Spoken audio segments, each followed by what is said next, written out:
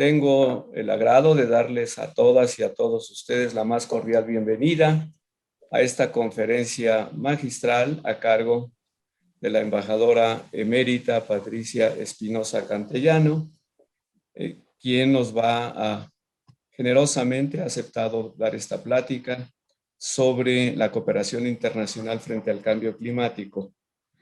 Permítanme darle especialmente la bienvenida a nuestro rector de profesional y posgrado, el maestro Juan Pablo Murra, así como a nuestra vicepresidenta de Diversidad, Inclusión y Sostenibilidad, Inés Sáenz Negrete, y al doctor José Sániger, coordinador de la Red de Soluciones para el Desarrollo Sostenible dentro de la Universidad Nacional Autónoma de México. Nos da muchísimo gusto darle la bienvenida a la embajadora emérita Patricia Espinosa.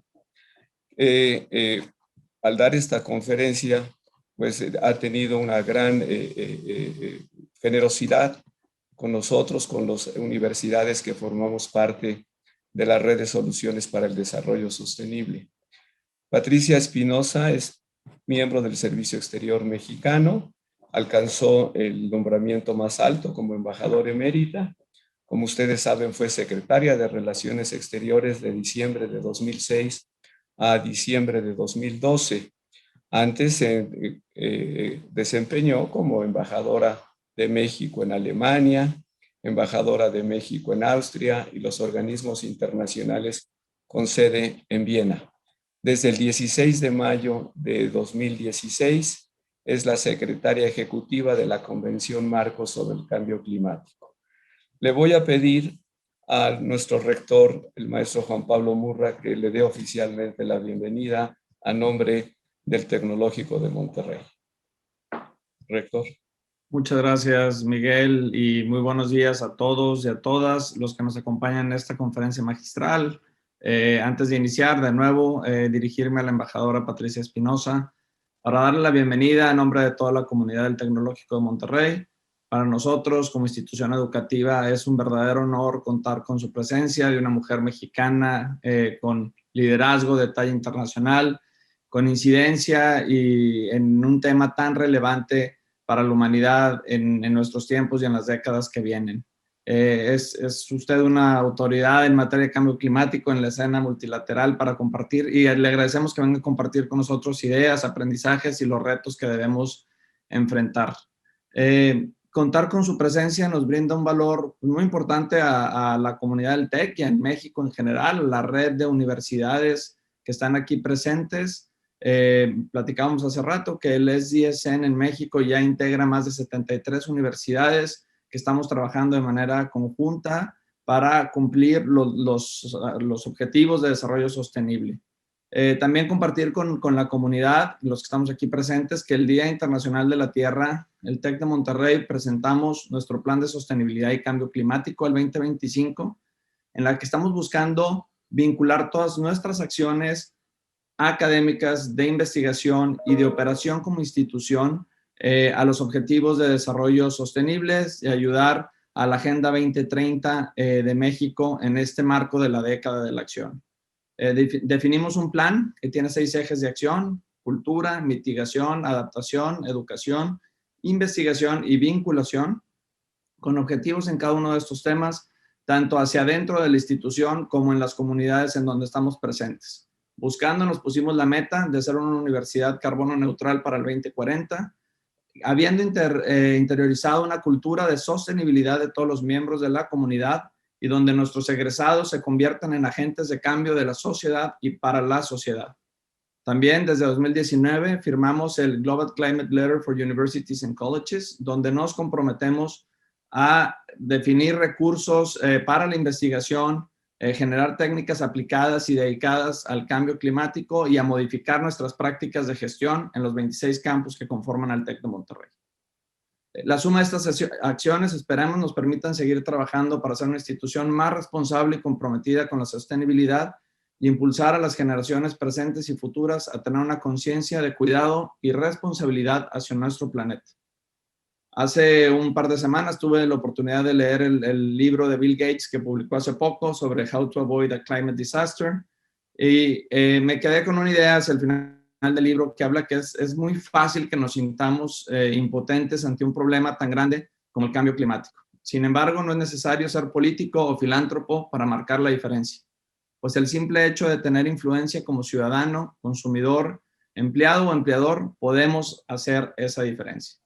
Por eso los invito a cada uno de ustedes a que evaluemos nuestros propios hábitos y el impacto que estos tienen en la naturaleza. Sé bien que tenemos una gran responsabilidad, que el reto es titánico, pero cada uno tenemos el poder y la capacidad de cambiar, de inspirar a otros a cambiar y construir juntos caminos que nos ayuden a avanzar en soluciones para combatir el cambio climático. De nuevo, muchas gracias a la embajadora Patricia Espinosa por su cercanía a la comunidad del TEC, por inspirarnos y ser una mujer mexicana que pone en alto el nombre de nuestro país. Muchas gracias, bienvenida Patricia, con muchas ganas de escuchar tus ideas en esta conferencia. Muchas gracias al rector Juan Pablo Murra. Embajadora, tiene usted la palabra.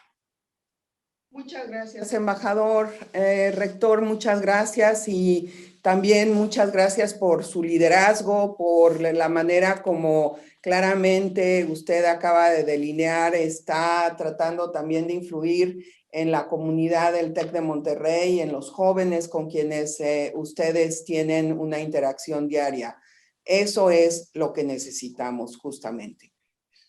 Me da realmente mucho gusto tener esta oportunidad de dirigirme a la comunidad del TEC de Monterrey y a las instituciones que forman parte de esta red de soluciones para el desarrollo sostenible que participan en este encuentro virtual. Es muy grato constatar el compromiso de las instituciones de enseñanza superior de México con la agenda climática. Su interés en esta agenda es justificado. Pocos temas tienen tanta importancia para el futuro de nuestro país y del mundo. Agradezco profundamente la generosa invitación del rector y la amable colaboración de todos aquellos que han hecho posible que me dirija a ustedes el día de hoy. Hace poco más de 5 años, las naciones del mundo adoptaron el Acuerdo de París, uno de los tratados más importantes de la historia. No es exagerado decir que se trata de una verdadera alianza que da esperanza a los pueblos del mundo. La adopción de este acuerdo fue un hecho extraordinario, un parteaguas en el desarrollo de lo que llamamos multilateralismo, que no es otra cosa sino la creación de un régimen internacional sustentado en normas establecidas democráticamente por la deliberación y el consenso. El Acuerdo de París demostró que la comunidad internacional estaba decidida a comprometerse para combatir la más grave amenaza que haya tenido que enfrentar la humanidad. El entusiasmo con el que se adoptó y se recibió el acuerdo alrededor del mundo fue notable. Reflejó la confianza colectiva en nuestra capacidad para actuar unidos y la convicción de que juntos y solo juntos podremos superar el extraordinario desafío que representa el cambio climático. Esa confianza y esa convicción no son gratuitas. Debemos recordar que en el pasado, actuando unida, la comunidad internacional ha tenido logros notables, como la reducción de la pobreza, la cura de la polio, la erradicación de la viruela y el avance ostensible en la reparación de la capa de ozono en la atmósfera. El avance desde la adopción del Acuerdo de París, sin embargo, no ha sido fácil. De ese entusiasmo inicial por los compromisos asumidos, fue necesario dar paso a un trabajo riguroso para transformar esas intenciones, esos objetivos generales en acciones concretas y verificables. En ese proceso tuvimos que enfrentar un desafortunado ataque al multilateralismo que inició precisamente cuando la comunidad internacional daba los primeros pasos para hacer realidad lo establecido en el Acuerdo de París. Apenas el año pasado, por añadidura, el mundo tuvo que enfrentar una de las pandemias más graves en décadas, lo que inevitablemente alteró la forma en que vivimos y trabajamos. Estos retos adicionales, tanto los políticos como los sanitarios, solo han incrementado la urgencia de avanzar en la realización plena de los compromisos asumidos hace más de un lustro. La urgencia crece porque el proceso de calentamiento global sigue avanzando y representa un riesgo cada vez más serio para la vida de las personas alrededor del mundo. La evidencia es contundente. El año pasado fue uno de los 3 más calientes de los que se tenga registro, y ello ocurrió dentro de la década más caliente en la historia. Las temperaturas, tanto en la tierra como en el mar, han alcanzado niveles sin precedente.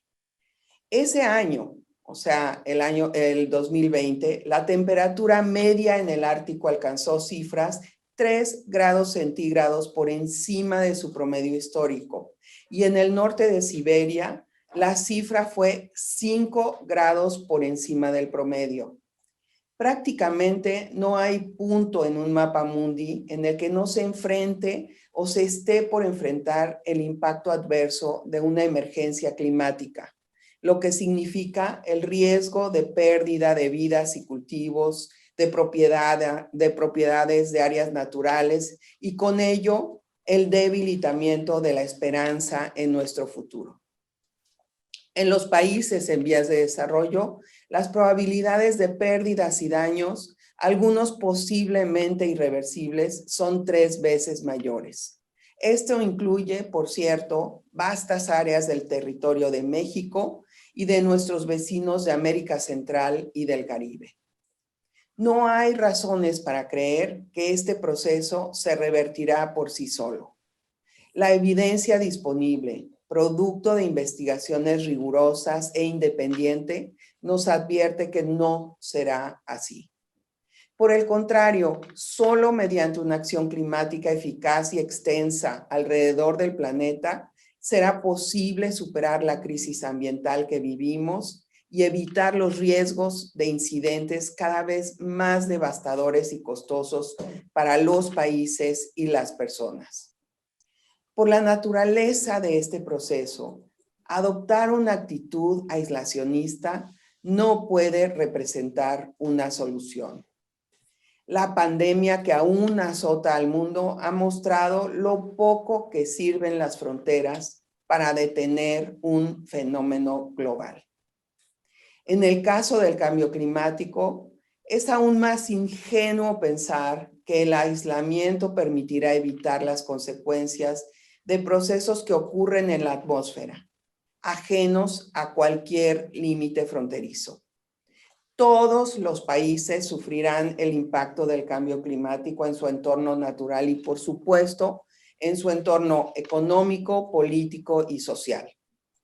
Las tensiones y los conflictos que esto traerá consigo son difíciles de calcular en este momento, pero no hay duda de que tienen el potencial para trastornar profundamente nuestras sociedades. Si no llevamos a cabo un cambio profundo en nuestra forma de producir y comerciar, de transportar y consumir, la humanidad enfrentará un periodo de incertidumbre, riesgos y pérdidas. He señalado que el Acuerdo de París es una alianza que le ofrece esperanza al mundo, pero para que nuestras expectativas se cumplan, es necesario pasar de las intenciones, de los objetivos, a las acciones. El Acuerdo de París es la culminación de un largo y laborioso proceso para forjar acuerdos y compromisos y es también el punto de partida de una etapa de acciones y realizaciones. En años previos observamos avances importantes, pero todavía hay mucho por hacer para transformar los propósitos en hechos consumados. Los retos que enfrentaba la agenda climática, evidentes desde la celebración a fines de 2019 de la COP25 en Madrid, se vieron agravados por el impacto de la pandemia de COVID-19. El desafío que enfrentamos es enorme.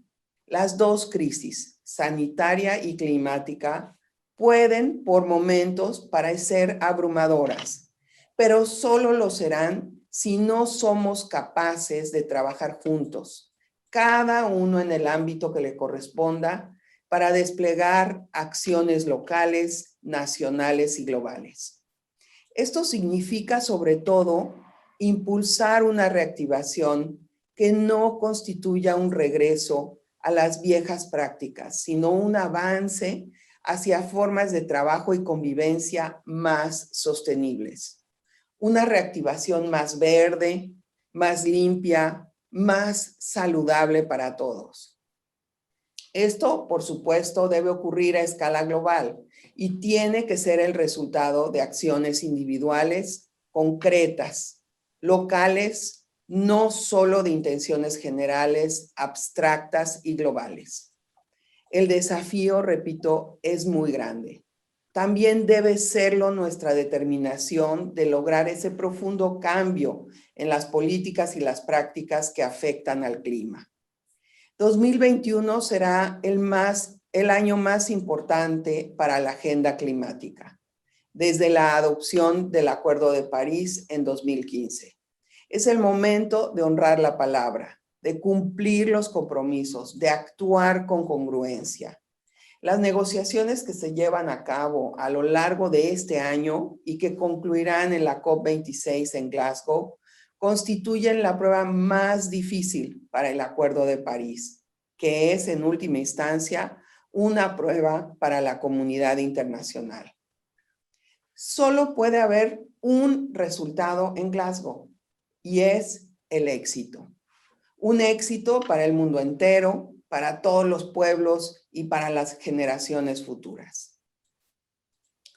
Y es importante tener en claro a qué nos referimos cuando hablamos de éxito en la COP26. Se trata de 4 aspectos que en conjunto significarán un enorme avance en la lucha contra el cambio climático. En primer lugar, el cumplimiento de las promesas hechas en el pasado. Los estados parte del Acuerdo de París establecieron diversos compromisos en años previos a 2020. En particular, los contenidos en los acuerdos de Cancún, que deben ser honrados y concluidos. Entre ellos, quizá el más importante es el compromiso de los países desarrollados de movilizar $100,000 millones cada año hacia países en vías de desarrollo para apoyar sus esfuerzos de acción climática. En segundo lugar, llegó el momento de finalizar y ejecutar. Existe una serie de asuntos inconclusos y negociaciones pendientes para lograr la plena implementación del Acuerdo de París.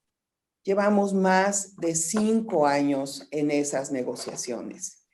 El tiempo para discutir se acabó. Es momento de terminarlas. Hay varios puntos en los que persisten serias diferencias, incluyendo el relativo al artículo 6 sobre los mercados de carbono. Hace tiempo que es evidente el carácter multidimensional y transversal del cambio climático. No se trata de un asunto que ataña exclusivamente a los ministerios de Medio Ambiente o de Recursos Naturales, sino de una agenda que tiene relevancia e implica responsabilidades para todas las áreas de gobierno. La acción climática debe llegar a todas las áreas, los niveles y los órdenes de gobierno. En tercer lugar, es imperativo reducir emisiones y elevar nuestras ambiciones. Se ha dicho que el mejor momento para elevar el nivel de ambición climática fue ayer y que el siguiente mejor momento es hoy. Este aumento de la ambición debe incluir no solo mitigación, sino también adaptación y resiliencia, y con ello una mayor disponibilidad de recursos financieros para hacerlas realidad. En cuarto lugar, no debemos dejar una voz ni una propuesta de solución desatendida. Tenemos que volver a involucrar a los observadores y a los grupos con intereses legítimos, a los stakeholders, en la acción climática, pero con una clara unidad de propósito. Nuestra visión de multilateralismo incluyente es la única vía posible. Es nuestro credo y nuestro compromiso. Todos tienen un papel que desempeñar y nadie debe quedar atrás. En semanas recientes hemos observado un alentador incremento de la ambición en distintos países, en particular de las metas de reducción de emisiones. Se trata sin duda de un desarrollo positivo que debe continuar hasta alcanzar el nivel de compromiso que exige la magnitud del reto climático. Corea del Sur, Japón y China dieron a conocer en meses anteriores incrementos en sus niveles de ambición, incluyendo metas de reducción de emisiones y plazos para alcanzarlas. La Unión Europea ha hecho avances significativos y se mantiene como una de las regiones con mayores logros y compromisos en el combate al cambio climático. Recientemente Alemania, el país donde tiene sede el secretariado de la Convención, ha hecho un compromiso aún más ambicioso. La reciente reunión convocada por el presidente de Estados Unidos significó un cambio profundo por el resuelto liderazgo asumido por ese país para promover entendimientos y elevar la ambición dentro y fuera de su territorio. Todo ello se traduce en una perspectiva más favorable para el éxito de la COP26 en Glasgow bajo la presidencia del Reino Unido, pero no va a ser fácil. En esa trascendental reunión, los gobiernos en especial, pero también el sector privado y las organizaciones de la sociedad civil deberán refrendar e incrementar sus compromisos con la acción climática. Gobierno, empresas y organizaciones han dado cada vez mayores muestras de su compromiso con esta agenda. Muchas de ellas reflejadas en nuestra campaña denominada Carrera a Cero, Race to Zero, que moviliza a esos 3 sectores para alcanzar la neutralidad de carbono lo antes posible. Se trata de una coalición de, hasta el momento, porque sigue creciendo, 708 ciudades, 23 regiones, 2.162 empresas y 127 de los más grandes inversionistas globales y 571 universidades, incluyendo, por cierto, el TEC de Monterrey, que junto con 120 gobiernos conforman la alianza más grande jamás construida para lograr la meta de 0 emisiones netas de carbono para 2050. Este conjunto de actores representa más del 25% de las emisiones y más del 50% del Producto Global Bruto.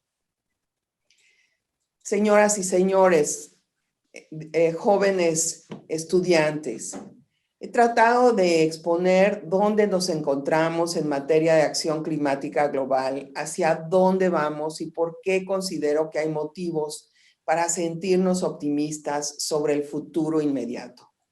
La razón por la que soy optimista tiene sin duda que ver con la evidencia de lo que estamos logrando en el ámbito de la tecnología, por ejemplo, con un volumen creciente y, en mi opinión, imparable de energías limpias. En el ámbito de las políticas públicas, con cada vez más compromisos impulsados desde los gobiernos nacionales.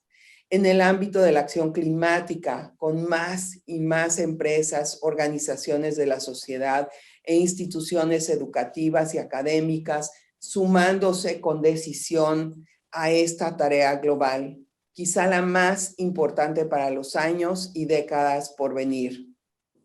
Pero también soy optimista porque no tenemos otra opción. Ninguno de nosotros la tiene. El reto es formidable, pero no imposible. y es nuestro deber más sagrado trabajar sin descanso para superarlo en beneficio de nuestras comunidades y de las generaciones que vendrán. La tarea por realizar es extraordinaria, pero también lo es nuestra posibilidad de actuar.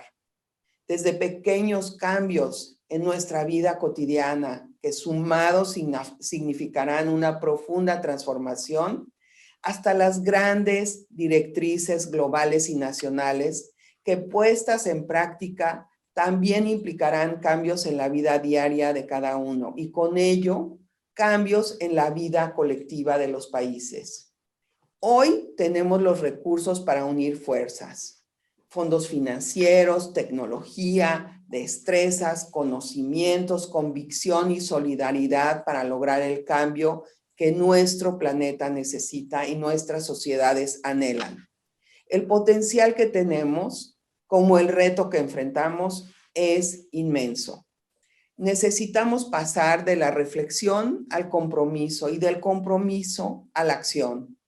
Es momento de superar diferencias, reservas e inercias, de trabajar unidos por encima de divisiones partidistas, fronteras y culturas. Sé que ustedes, como yo, están convencidos de la trascendencia de esta agenda para nuestra generación y las que vendrán, y que demostrarán en sus palabras y en sus acciones su compromiso con un futuro mejor, un futuro limpio y saludable, seguro y resiliente, sostenible y próspero. El futuro que deseamos todos, hoy y siempre, para México y para el mundo. Muchas gracias por su atención. Muchas gracias, embajadora Espinosa. Muchas gracias por su inspirador mensaje, su esperanzador mensaje de que si bien el reto es enorme, como usted acaba de indicarlo, afortunadamente la comunidad internacional sí tiene las capacidades técnicas, financieras, organizacionales, tecnología para superarlo. Muchísimas gracias por su presentación. Vamos a abrir ahora un periodo de preguntas y para ese efecto le voy a pedir al doctor José Sániger que tome la palabra. Con mucho gusto, muchas gracias, embajador Ruiz Cabañas, muchísimas gracias, embajadora Patricia Espinosa, por su presentación, por su ánimo y por su mensaje esperanzador ante un problema que efectivamente, como ya se ha repetido y se ha dicho aquí, es impostergable y de dimensiones inéditas, que nos plantea retos que no pueden abordarse de otra manera que no sea a partir de la cooperación internacional y a partir del multilateralismo. El gran reto que tenemos, y yo creo que lo compartimos todos, es cómo poder pasar de estas discusiones de alto nivel a esas propuestas específicas para que supongan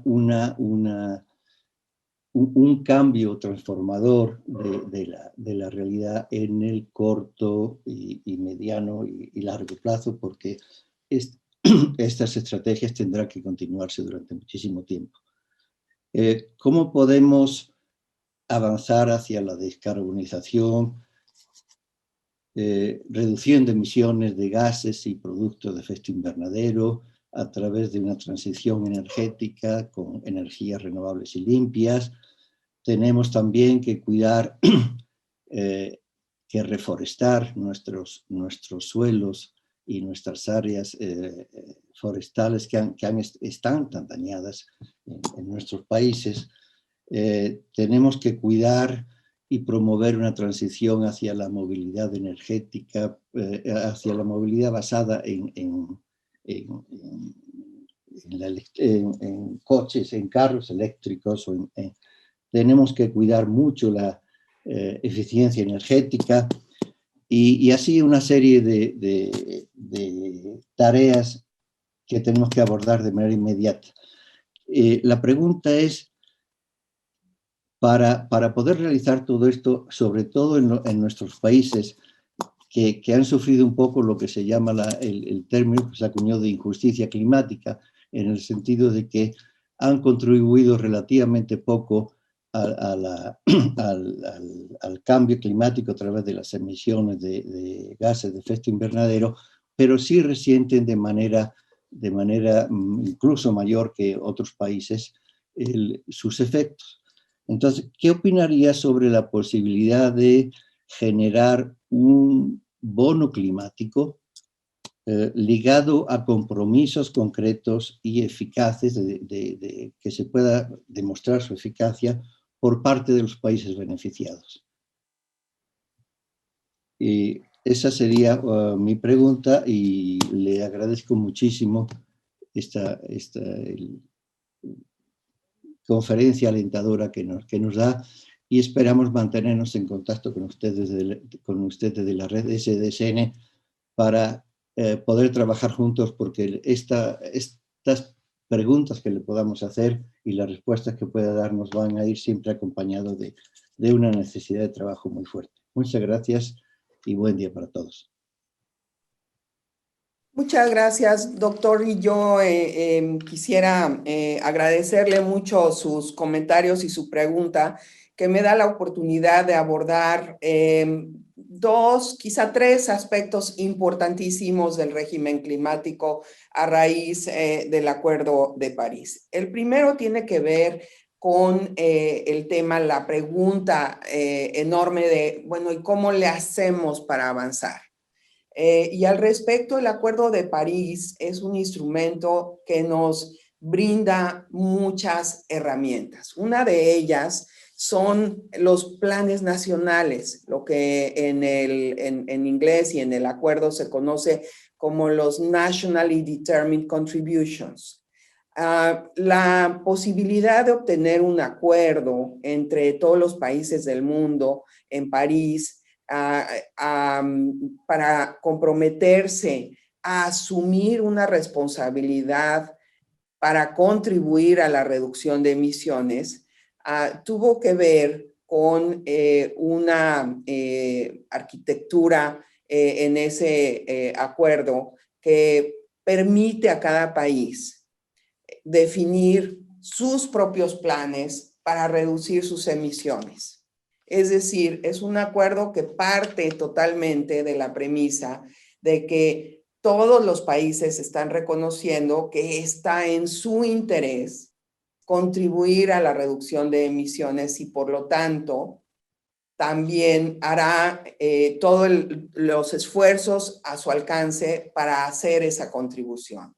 Y que esos esfuerzos tienen que estar definidos por sus capacidades, pero también por sus condiciones. Entonces, los planes que los países deben de presentar bajo el amparo o para dar cumplimiento al Acuerdo de París están determinados por cada país. Pero lo que aquí me interesa mucho subrayar es el hecho de que poner planes, elaborar los planes mismos, pues es una manera de definir un mapa de cómo avanzar hacia este objetivo. Y al poner esos planes, obviamente, estamos también abordando uno de los aspectos que mencionaba yo en la conferencia hace unos minutos, que es el tema de la sustentabilidad, el tema del medio ambiente, el tema de la lucha contra el cambio climático. No es un tema únicamente para los ministerios de ecología, de medio ambiente. Es un tema que debe de ser integrado de manera transversal a lo largo y ancho de no solamente los gobiernos, sino de toda la sociedad. Entonces, ¿cómo avanzar? Hay que hacer planes, y esos planes tienen que tener objetivos de corto, mediano y largo plazo. El único elemento que el Acuerdo de París señala es que una vez que los planes han sido presentados, no es aceptable que los países traten de reducir sus objetivos. Es decir, cualquier revisión de esos planes, y además se pide que cada 5 años se vayan presentando nuevos planes, todas esas revisiones tienen que ir hacia un incremento de las metas. Y de esta manera, pues, digamos, es como tenemos la esperanza y la posibilidad de cerrar la brecha entre donde actualmente estamos y donde tenemos que estar de acuerdo a la ciencia. El IPCC, el panel de cambio climático, establece que para poder estar en condiciones de alcanzar o de mantener el límite en el calentamiento global a 1.5 grados hacia el final del siglo, debemos de reducir al menos 45% las emisiones al 2030. Tenemos 10 años, solamente 10 años, que es muy poquito cuando estamos viendo que el primer informe que nosotros dimos a conocer hace algunas semanas, que reflejaba el impacto de los planes nacionales presentados al 31 de diciembre de 2020, señalaba que la reducción de esos planes que se presentaron, que fueron 75 países, los que presentaron dentro del plazo establecido sus planes, el efecto combinado de todos esos planes era menor al 1%. Entonces tenemos que contrastarlo, ni siquiera 1%, 0.5%, con 45% que debemos de lograr al 2030. Claro que ese informe todavía no refleja, por ejemplo, los planes que se acaban de dar a conocer por parte de Estados Unidos, y esperamos que algunos más de los emisores importantes, como es Corea, como es China, algunos de la región de América Latina y el Caribe, todavía puedan sumarse, y que entonces podamos ver un mejor panorama. Pero el panorama va a seguir indicándonos que nos falta mucho, y por lo tanto debemos de multiplicar las acciones y debemos de acelerar el paso. El otro tema que usted mencionaba, doctor, es la cuestión de cómo abordar este aspecto que tiene que ver con el hecho de la responsabilidad, lo que en el proceso se llama la responsabilidad histórica. Hubo países que tuvieron el beneficio, la posibilidad de desarrollarse económicamente, de crecer de manera muy acelerada, con un uso de los recursos naturales que no tenía ninguna limitación, y actualmente pues ahora estamos viendo que esos procesos pues llevaron a una serie de efectos que ahora están afectándonos a todos.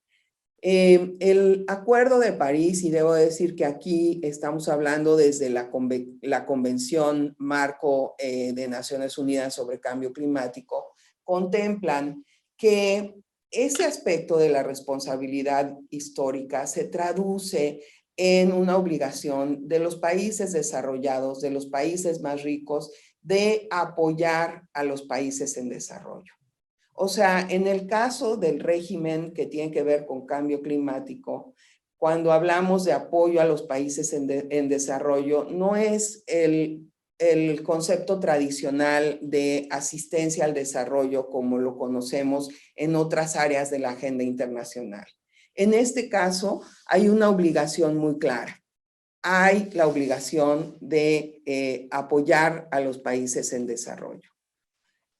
Por un lado, tiene que ver con esta responsabilidad histórica, pero por otro lado también tiene que ver con el hecho de que si la transformación profunda que es requerida no se da en todos los países del mundo, pues el problema no se va a poder enfrentar de manera eficaz. Es decir, está en el interés de todos los miembros de la comunidad internacional, y en este caso de los países más ricos, que las transformaciones, las modificaciones a lo que sería el business as usual se den también en el mundo en desarrollo. No se trata de que vamos a ayudarlos a ellos para que vivan mejor, no. Se trata de que estamos trabajando todos juntos hacia un bien común.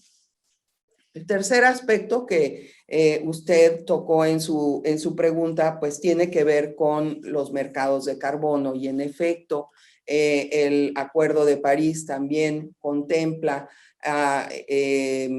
bajo el artículo 6 una serie de modalidades para permitir a los países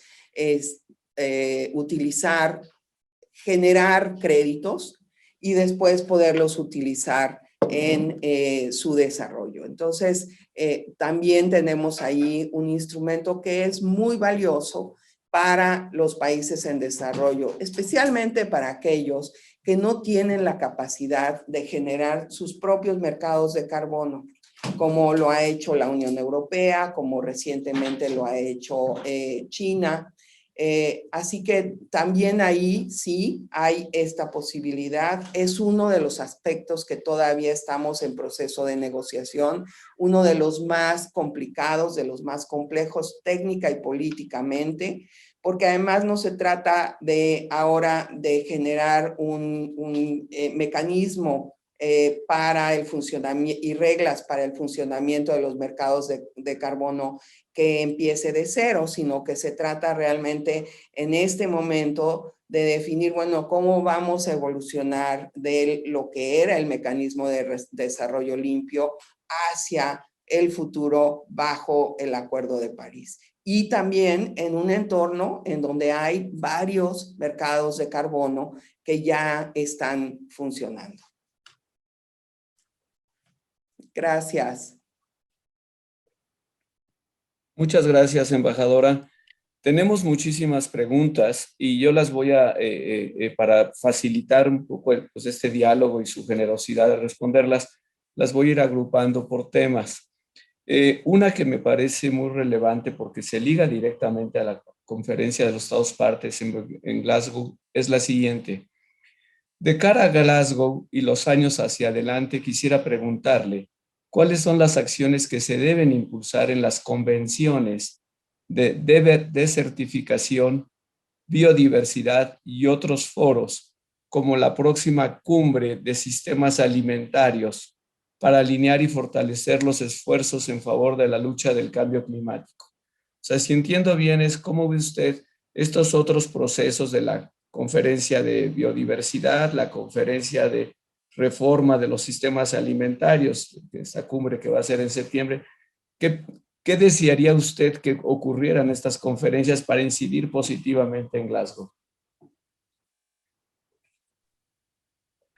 Muchas gracias también por esa pregunta y de hecho pues es una pregunta muy oportuna porque justamente les comparto que hemos incrementado y fortalecido el trabajo conjunto entre las tres convenciones que nosotros llamamos hermanas, Sister Conventions, que son las tres convenciones que surgen de la conferencia de Río, la de cambio climático, la de desertificación y la de biodiversidad.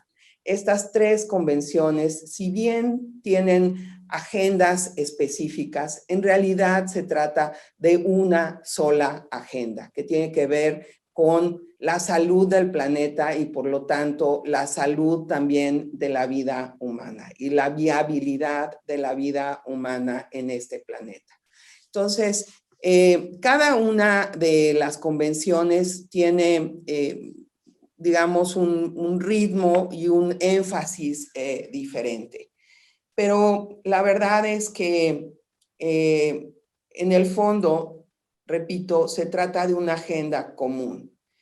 El cambio climático que provoca, por ejemplo, la mayor acidez en los océanos, es una causa directa de la pérdida de ecosistemas.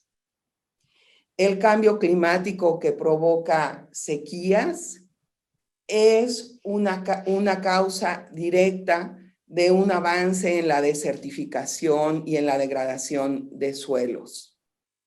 Al mismo tiempo, la pérdida de, por ejemplo, la tala de bosques, que provoca también directamente la pérdida de ecosistemas, es también una fuente de emisiones que agrava el problema de cambio climático. Así es que realmente es una agenda que cubre distintos aspectos, pero tiene que ver con un tema, un solo tema, que es la sustentabilidad. Cada una de estas conferencias tienen una agenda diferente. La conferencia sobre biodiversidad que se celebrará en China va a adoptar un nuevo programa de acción para los próximos años en materia de biodiversidad. Lo que yo quisiera ver y lo que estamos viendo afortunadamente es que en esos documentos ya de manera muy explícita se está también hablando de cambio climático y de desertificación. Y en nuestro proceso también, en nuestras decisiones, en las acciones que se acuerdan, también se está hablando de biodiversidad y de desertificación y degradación de suelos. O sea, es una agenda que está totalmente integrada. Quizá lo que sería muy importante es que esta integración de las agendas también se dé a nivel nacional en los países, que se pueda visualizar esta agenda como una agenda integrada y que entonces dentro de los países se puedan instrumentar planes, mecanismos, políticas, acciones que beneficien de una y otra manera los distintos aspectos de esta agenda. En el tema de la conferencia sobre seguridad alimentaria, bueno, pues es realmente uno de los temas centrales también cuando hablamos del cambio climático como una amenaza a la estabilidad, como una fuente de conflicto, porque, y esto ya lo hemos visto en Centroamérica y en el sur de México, hemos visto la situación que se generó en el Canal Seco, cuando pues la gente se quedó literalmente sin posibilidades de tener medios de supervivencia y por lo tanto tuvo que emigrar. Así que la conferencia sobre seguridad alimentaria tiene que ver con muchos otros aspectos de la seguridad alimentaria también, pero incluye también, por supuesto, este aspecto vinculado a los efectos del cambio climático. Muchas gracias, embajadora. Hay muchísimas preguntas. Voy a tratar nada más de mencionar los temas.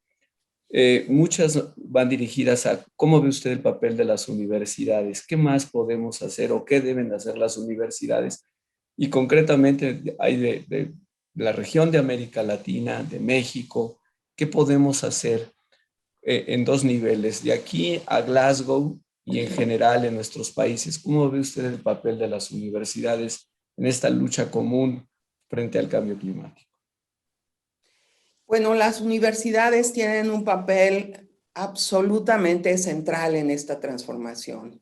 Y diría, bueno, uno de los SDGs, que es el de consumo, producción y consumo responsables, está muy vinculado también a la transformación que se tiene que dar en materia para poder abordar de manera eficiente el cambio climático. Y eso, para mí, la clave es la educación. Realmente no hay manera de lograr esa transformación si no tenemos la posibilidad de que todas las personas individualmente se sumen. Y las universidades son realmente claves para cualquier transformación profunda como esta de la que estamos hablando. En todos sentidos, para el conocimiento, para formar a quienes van a tener la responsabilidad de gestionar y de administrar todos estos sistemas inteligentes, sistemas nuevos, nuevas tecnologías que nos van a permitir depender menos de los combustibles fósiles, que nos van a permitir ser mucho más eficientes en nuestro modo de producción, que nos van a permitir también producir con cada vez un menor componente de la naturaleza, utilizando los materiales que ya tenemos, que ahora son desechos y que, bueno, pues también pueden ser materias primas para nuevos productos. Así que en ese sentido las universidades son fundamentales, pero también son fundamentales para poder incrementar el nivel de conciencia entre la población. No solamente quienes están en la universidad, sino quienes rodean a estos jóvenes en sus familias, familia inmediata, familia ampliada. Para las personas de mi generación es muy común, ya estamos acostumbrados a que los jóvenes vienen y pues nos enseñan muchas cosas nuevas. Oye, ¿ya viste este nuevo superfood? Mira, y lo producen sin nada de agua y está buenísimo, y tenemos que estar verdaderamente todos abiertos a eso, pero la universidad es un lugar privilegiado para que ese tipo de conocimiento y de transformación en la vida diaria se pueda realizar. Muchas gracias, embajadora. También están preguntando muchos de los participantes en el chat sobre el papel de los medios. ¿Qué podría usted decirle a los medios de comunicación para lograr una mayor y mejor difusión del tema del cambio climático? Y una pregunta que hacen es, ¿sirve a esta causa un liderazgo como el de Greta Thunberg? Bueno, la comunicación sin duda es un elemento central, ¿no? Actualmente decimos que lo que no se comunica no ocurre. O sea, si no se sabe que algo ocurrió, pues entonces como si no hubiera ocurrido.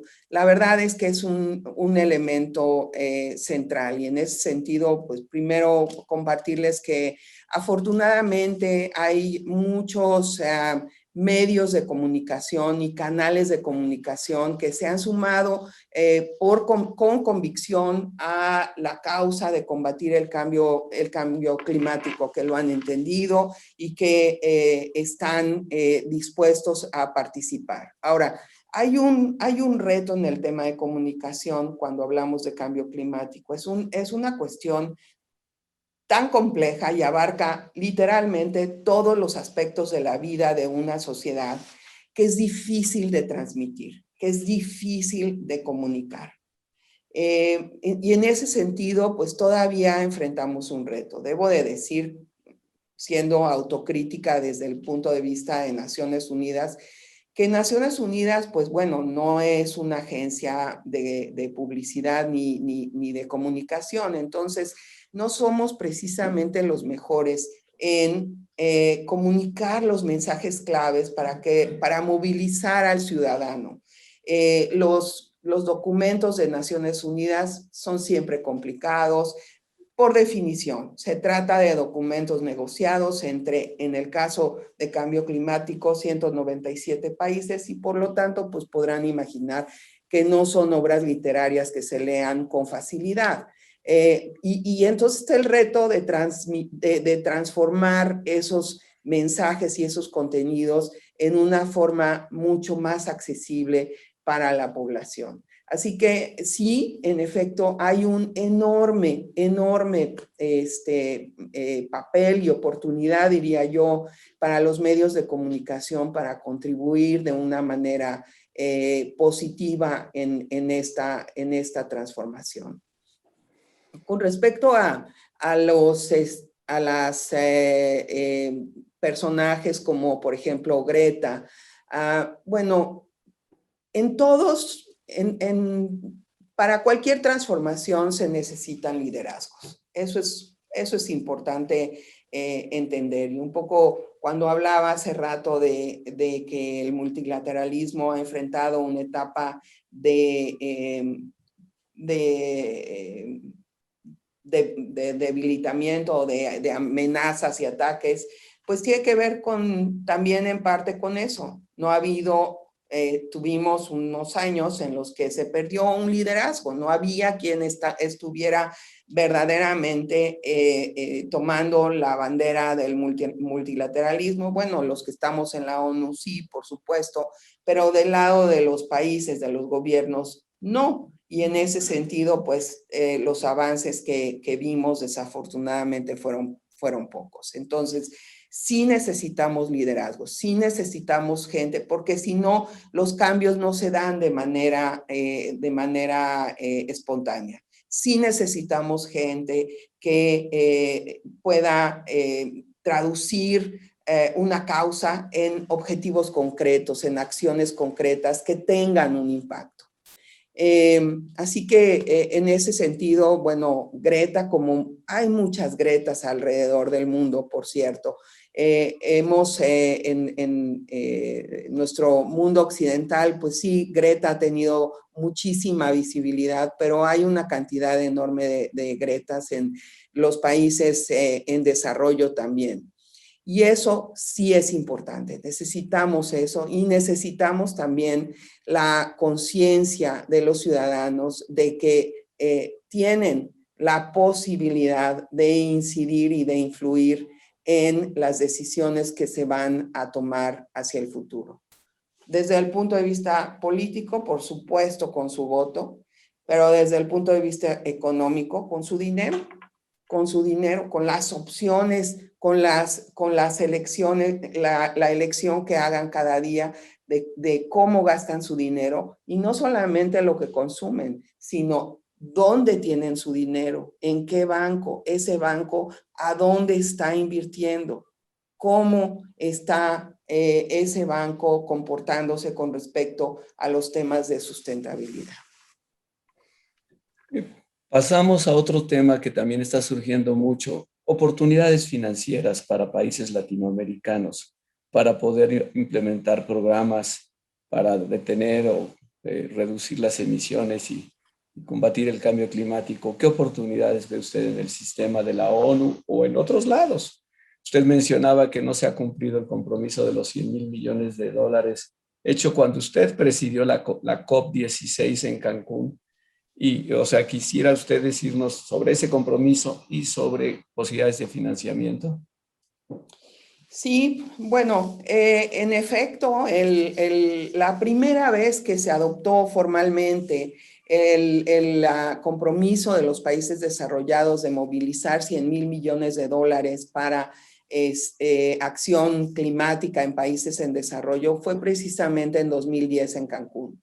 La cifra se había ya mencionado el año anterior, en 2009 en Copenhague, pero la adopción formal de esa cifra se dio en Cancún en el 2010. Y también se dio la decisión de crear el Fondo Verde.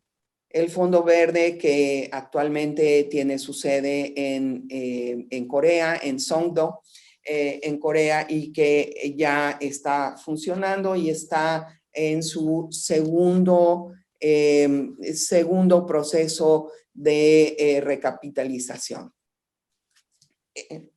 La verdad es que la meta fue establecida con un plazo del 2020, es decir, a partir del 2020 los países desarrollados se comprometían a movilizar movilizar, por cierto, movilizar 100,000 millones de dólares para apoyar los esfuerzos en materia de acción climática en países en desarrollo.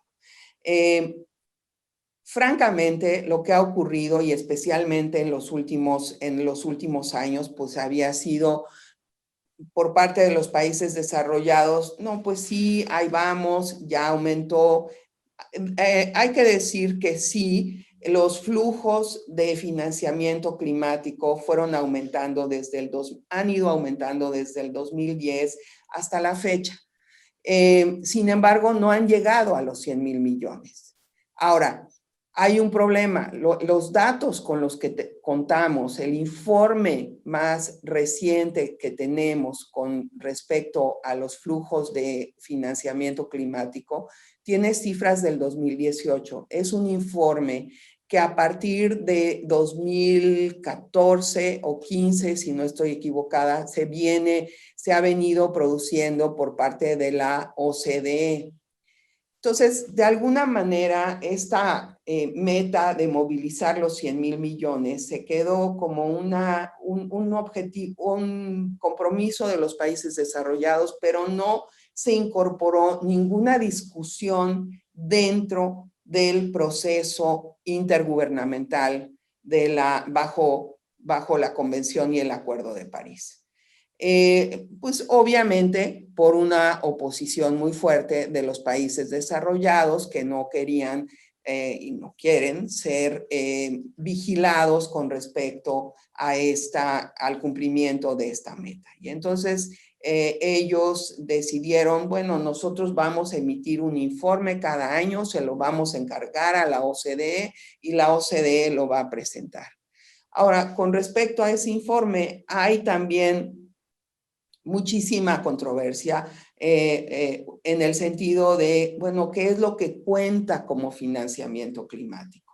Vamos a contar como financiamiento climático lo que ya de todas maneras se estaba dedicando a ciertos programas de desarrollo, o vamos a hacer una diferenciación muy, muy clara. Y luego, con respecto al tema de movilización, estamos hablando de una combinación de fondos públicos y privados. Claro, las posiciones extremas dentro de los países en desarrollo dicen, no, estos tienen que ser fondos públicos 100%.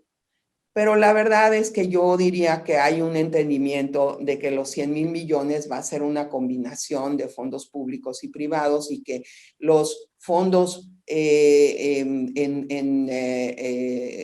forma de grants van a ser más bien dedicados a los países insulares o a los países menos adelantados, a los países que tienen una situación de vulnerabilidad todavía mayor.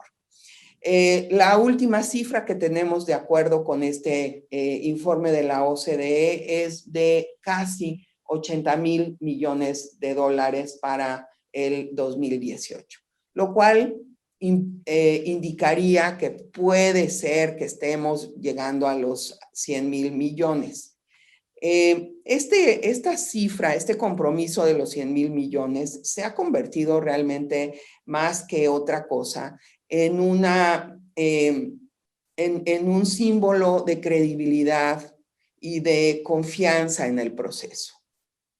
Los países en desarrollo lo ven como la prueba de fuego para mostrar si los desarrollados están de verdad tienen la intención de apoyar los esfuerzos que ellos están dispuestos a hacer para combatir el cambio climático. Porque sabemos que de acuerdo con las cifras actuales, solamente en materia de adaptación, por ejemplo, en los países en desarrollo estábamos en un cálculo aproximado actualmente de 70,000 millones de dólares por año solo en el ámbito de adaptación. Y esta cifra podría irse hacia 300 o 500,000 millones de dólares. O sea,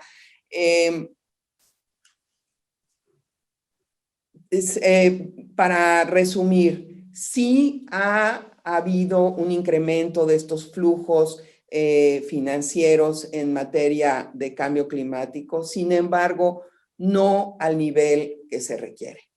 No al nivel que se requiere. Y yo diría que hacia el futuro, para países como México y otros países de la región, lo más importante va a ser la capacidad de atraer inversiones. Porque lo que sí se está viendo muy claramente es que esta transformación, estas nuevas industrias, estas nuevas áreas de actividad, estos nuevos empleos, pues brindan una enorme oportunidad de negocios. Entonces, allí realmente lo que va a prevalecer es quienes tengan una mayor capacidad de atraer inversiones y de mantener esas inversiones, las podrán mantener. Antes de pasar porque hay muchas preguntas sobre México, pero antes de pasar a eso, hay una pregunta que también le hacen muy directa sobre tecnologías. En su experiencia, ¿cuáles son las mejores tecnologías que han demostrado que sí tienen capacidad de reducir emisiones y por lo tanto combatir el cambio climático? Y después pasaríamos a preguntas sobre México, sobre qué está haciendo México, qué debe hacer México, acciones que México debería implementar puntualmente. Pero si quiere usted primero las de tecnología y luego pasamos a las de México. Bueno, yo creo que quizá más que hablar de tecnologías, yo creo que habría que hablar de sectores. ¿Cuáles son los sectores en los que hay que buscar oportunidades de reducción de emisiones? Y en ese sentido, pues bueno, porque además no hay una sola solución para todos los casos, ¿no? Depende de la realidad de cada país. Entonces, en el caso de... Si nos enfocamos por sectores, entonces ahí creo que nos aproximamos a una mejor definición de qué es lo que necesitamos hacer. Por ejemplo, en el caso del sector energético, que es claramente uno de los temas centrales para esta transformación. Pues ahí es la búsqueda de reducir la dependencia de combustibles fósiles. Eso también, por cierto, como un elemento importante para evitar terminar con inversiones que no sean productivas.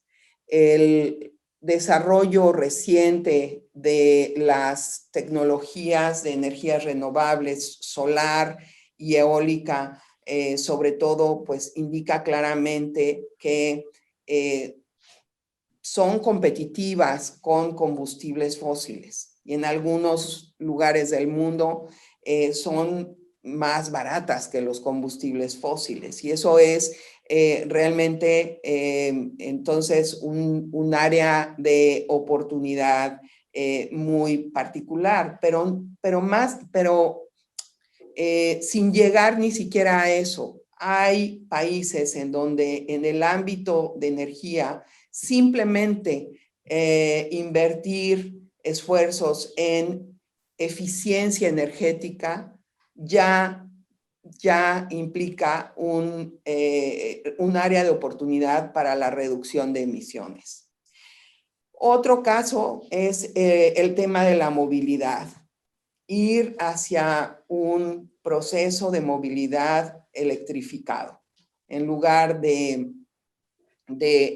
pero movilidad electrificada y también implica una modificación en la manera de visualizar la movilidad, ¿no? Privilegiar la movilidad a través de transporte colectivo, por supuesto, por encima del automóvil individual, cosa que para un país como México es dificilísimo, pero esa inversión en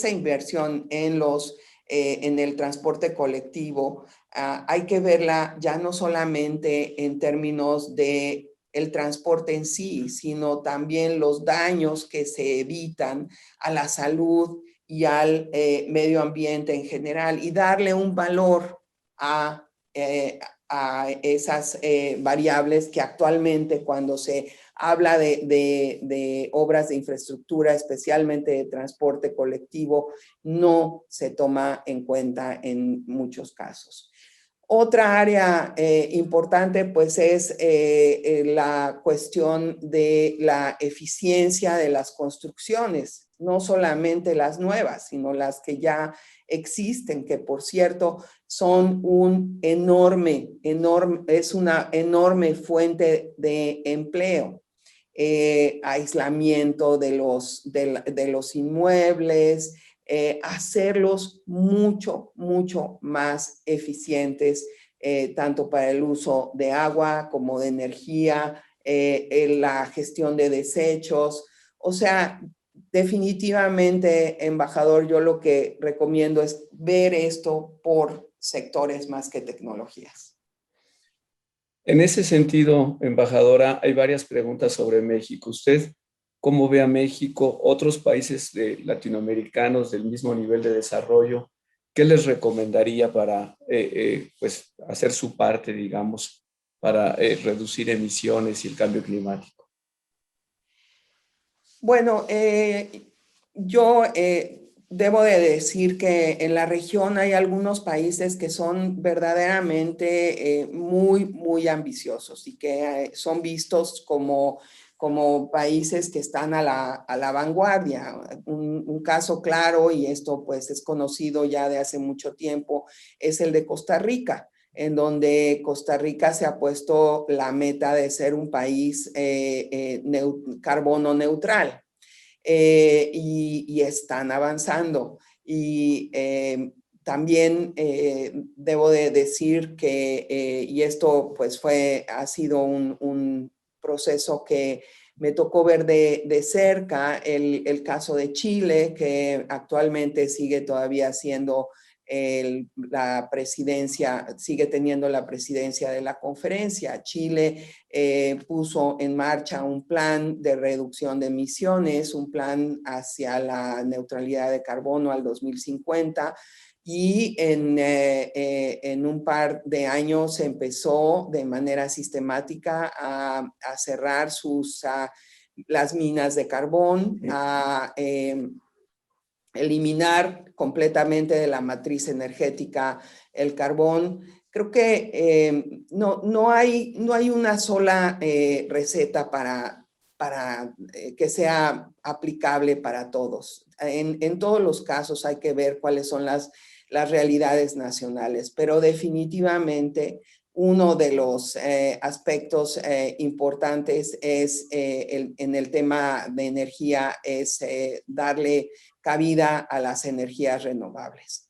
Y eso además está comprobado que es un negocio muy bueno, es una industria que genera muchísimos empleos buenos, empleos mejores que los que están asociados a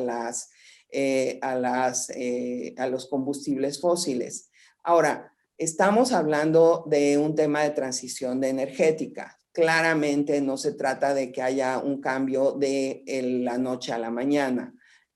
No, eso no es posible, pero los planes hay que iniciarlos, hay que ponerlos en marcha a la brevedad. ¿Este comentario también se lo dirige a México? Sí, definitivamente, embajador. Eso se lo estamos dirigiendo a todos los países del mundo. Reducir la dependencia de combustibles fósiles. El secretario general de la ONU ha llamado, por ejemplo, a los países desarrollados a eliminar el uso de carbón al 2030 y al 2040 para todos los demás países del mundo. Es un ejemplo. Ha llamado a la eliminación de los subsidios a los combustibles fósiles. Y por otro lado, llama también al incremento de los apoyos para poder desplegar de manera más ambiciosa las energías renovables. Muy bien. Se nos está terminando el tiempo, embajadora, y de acuerdo a nuestro programa, le voy a dar la palabra a la doctora Inés Sáenz, que es nuestra vicepresidenta de Inclusión, Impacto Social y Sostenibilidad del Tecnológico de Monterrey. Tiene usted la palabra, doctora. Pues muchas gracias, embajador Luis Cabañas. Para mí, pues es un honor estar aquí y dar estas notas finales, porque en efecto la sostenibilidad es un tema definitivo, fundamental para el futuro. Y yo quiero pues celebrar esta conferencia a cargo de la embajadora Patricia Espinosa y su elocuente defensa del multilateralismo, un multilateralismo incluyente, porque la emergencia climática es un fenómeno global que nos obliga a pensarnos y a actuar de otra manera y más allá de las fronteras políticas que conocemos. Y lo que voy a comentar refrenda la urgencia del mensaje de la embajadora Patricia Espinosa. En el reporte especial sobre la viabilidad de permanecer por debajo de 1.5 grados centígrados, el panel intergubernamental de expertos, el IPCC, en cambio climático, nos advierte, y cito este reporte, una frase de este reporte: para permanecer debajo de los 1.5 grados, necesitamos cambios rápidos, a gran escala y sin precedentes en todos los niveles de la sociedad. Y pues frente a la amenaza que representa el cambio climático, parecería natural que la comunidad internacional haría todo en su haber para evitar una situación catastrófica. Después de 5 reportes del panel intergubernamental sobre cambio climático y el 6º en elaboración, después de 25 reuniones, conferencias de las partes y 2 tratados internacionales, como el Protocolo de Kioto y el Acuerdo de París, realmente hemos hecho poco para evitar los cambios y los impactos climáticos que nos ha advertido el IPCC desde hace décadas. Y es claro que presuponer que la información es suficiente para actuar, pues esto ha resultado falso. El modelo de déficit de información ha probado no ser suficiente para movilizar gobiernos, empresas y ciudadanos. Y sabemos a lo que nos enfrentamos, pero ya lo ha dicho la embajadora Patricia Espinosa, no actuamos. Hemos pasado demasiado tiempo hablando, pero no con acciones. Recientemente, el NDC Synthesis Report nos mostró que los esfuerzos internacionales actuales por mitigar el cambio climático apenas reducirían en 1% los niveles de gases de efecto invernadero, mostrando que los esfuerzos no solo son insuficientes, sino ínfimos. Además, los países no confían entre sí.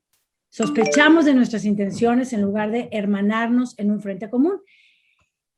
Pues hay un llamado también a superar diferencias urgentemente, confiar en las bondades demostradas del multilateralismo, como lo ha señalado la embajadora Espinosa, cuando ella también nos advierte de los riesgos del aislacionismo. Si se honran los compromisos adquiridos en la cumbre recién organizada por el presidente Biden, se reduciría en 0.2 grados el aumento de la temperatura. Pero bueno, estamos hablando todavía de promesas y no de acciones, y ya no hay manera de resistir más retórica.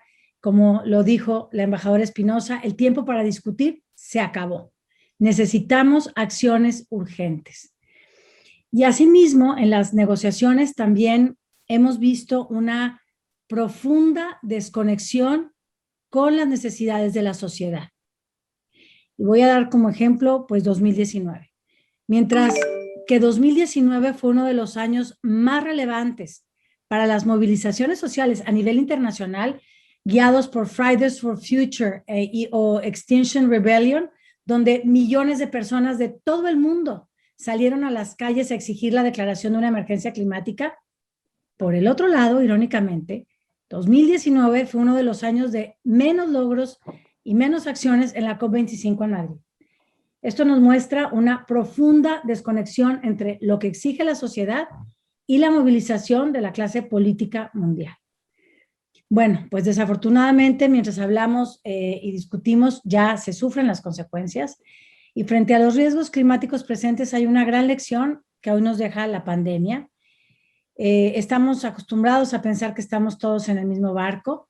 Sin embargo, la crisis que hemos vivido el último año nos muestra claramente que sí, estamos bajo la misma tormenta, pero no en el mismo barco. Algunos van en transatlánticos, otros en portaaviones, pues muchos otros van en pequeñas barcas o incluso canoas totalmente vulnerables y dejados a su suerte. Y esto nos muestra un profundo imperativo ético por hacer algo para aliviar el sufrimiento de millones de personas, las menos responsables y en las peores condiciones para enfrentar la crisis. Es ese deber sagrado del que habla la embajadora Patricia Espinosa. Me gustó mucho esa frase. El reto no es solo mitigar el cambio climático y adaptarnos a los impactos inevitables del cambio climático, es mucho mayor. Cómo implementar el desarrollo sostenible, el cumplimiento de los objetivos de desarrollo sostenible en escenarios de cambio climático. Entonces, el cumplimiento de los objetivos de desarrollo sostenible abona directamente a las acciones frente al cambio climático. Pero si no mitigamos el cambio climático, no se podrá cumplir la Agenda 2030, resultando no solo una crisis ambiental, sino una crisis humanitaria. Nuestro reto es encontrar la forma de cumplir con el desarrollo sostenible y al mismo tiempo mitigar y adaptarnos al cambio climático. El reto es trazar trayectorias de desarrollo resiliente al clima que unan de forma integral mitigación, adaptación y el desarrollo sostenible. Y pues el Acuerdo de París ya no puede ser un ejercicio retórico, debemos tomarlo como es, un llamado a la acción urgente frente a una crisis con consecuencias catastróficas y desde todos los sectores. Pues sí, debemos asumir la gravedad real de la crisis y particularmente yo hablo desde las universidades, desde donde yo trabajo, ¿verdad? Porque desde las universidades se puede responder a la urgencia por desarrollar tecnologías, nuevas maneras de entender nuestras ciudades y sobre todo por educar en estos temas, transformar mentalidades de los jóvenes y, muy importante y el mayor reto, las nuestras, las de generaciones mayores, y actuar para garantizar la vida de este planeta. Ya lo ha señalado Patricia Espinosa, las universidades son un lugar privilegiado para movilizarnos y acelerar el cambio. Y como dijo en un inicio el rector Juan Pablo Murra, en el TEC hemos asumido un compromiso ambicioso y exigente en torno a 6 ejes: mitigación, adaptación, educación, investigación y vinculación. Y en el centro de esos ejes, la cultura. Pues sin un cambio cultural, será muy difícil sostener los cambios que necesitamos en el largo plazo. No me queda más que agradecer a la embajadora Patricia Espinosa por su conferencia contundente y alentadora. Gracias a todos ustedes. Pues muchas gracias a la doctora Inés Sáenz por sus comentarios. Hemos llegado al final así de esta conferencia magistral a cargo de la embajadora emérita Patricia Espinosa, a quien no nos queda más que agradecerle profundamente su generosidad, su tiempo, que nos haya compartido sus experiencias como secretaria ejecutiva de la Convención Marco de la ONU sobre Cambio Climático. Yo creo, embajadora, que pues usted tiene un enorme paquete de aquí a noviembre. Le deseamos lo mejor de lo mejor. Estamos seguros que eso sí, estamos en buenas manos. Usted ya lo demostró en la COP16 en Cancún cuando presidió esa conferencia. Estamos en las mejores manos. Si quiere usted decir algo, con todo gusto es ahora. Pues simplemente agradecerle, embajador, al rector, a la doctora, a todos ustedes que han tenido la bondad de escucharme, de participar en esta conversación, pedirles que por favor pasen la voz, que sigan hablando de estos temas, que nos ayuden a movilizar conciencias y que muy importante, no subestimen el impacto de su acción individual en el día a día. Así que, pues, exhortándolos a que sigan realmente involucrados, interesados y actuando para que juntos podamos vencer y enfrentar esta que es pues realmente la tarea de nuestro tiempo. Muchas gracias, embajadora. Nos quedamos muy inspirados. Muchas gracias. Gracias. Nos vemos a todos. Adiós.